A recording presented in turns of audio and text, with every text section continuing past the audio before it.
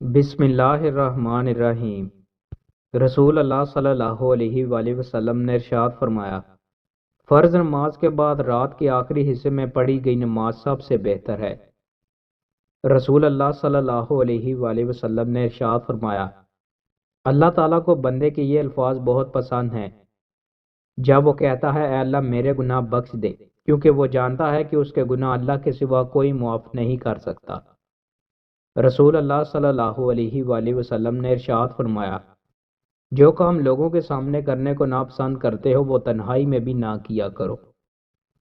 رسول اللہ صلی اللہ علیہ وآلہ وسلم نے ارشاد فرمایا، کسی کے لیے یہ کہنا بہت ہی برا ہے کہ میں فلاں آیت بھول گیا ہوں، بلکہ یوں کہے مجھے بھلا دی گئی ہے۔ قرآن یاد کرتے رہا کرو، کیونکہ وہ آدمیوں کے سینوں سے نکل جانے میں کھلے ہوئے اونٹوں سے بھی زیادہ تیز ہے۔ رسول اللہ صلی اللہ علیہ وآلہ وسلم نے ارشاد فرمایا، جمعہ میں ایک گھڑی ایسی ہوتی ہے کہ مسلمان اس گھڑی میں اللہ تعالیٰ سے جو بلائی بھی مانگے گا اللہ تعالیٰ اسے عطا فرما دیں گے۔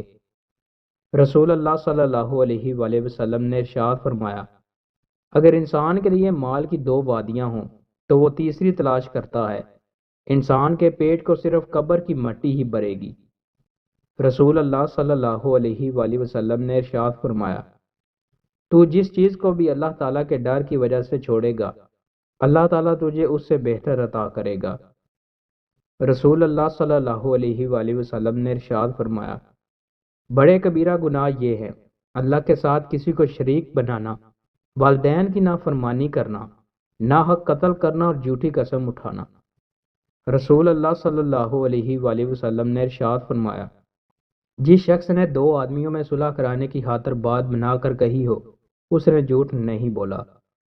رسول اللہ صلی اللہ علیہ وآلہ وسلم نے ارشاد فرمایا، صاحب قرآن کے والدین کو ایسے لباس پہنائے جائیں گے کہ دنیا اور جو کچھ اس میں ہے سب کی اس کے سامنے کچھ حیثیت نہ ہوگی، اور یہ ان کی اولاد کے قرآن سیکھنے کی وجہ سے ہے۔ رسول اللہ صلی اللہ علیہ وآلہ وسلم نے ارشاد فرمایا، جتنا میں جانتا ہوں اگر لوگوں کو بھی اکیلے سفر کی برائیوں کے متعلق اتنا علم ہوتا تو کوئی مسافر رات میں اکیلا سفر نہ کرتا۔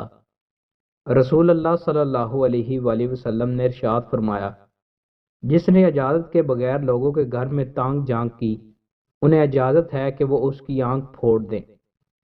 رسول اللہ صلی اللہ علیہ وآلہ وسلم نے ارشاد فرمایا، جو شخص اللہ کے لیے حج کرے پھر وہ گناہ کا کام کرے نہ فحش گوئی کرے تو وہ گناہوں سے پاک ہو کر اس روز کی طرح لوٹتا ہے جس روز اس کی والدہ نے اسے جنم دیا تھا۔ دوستوں، مزید اچھی ویڈیوز کے لیے ہمارے چینل کو سبسکرائب لازمی کریں۔ بہت شکریہ۔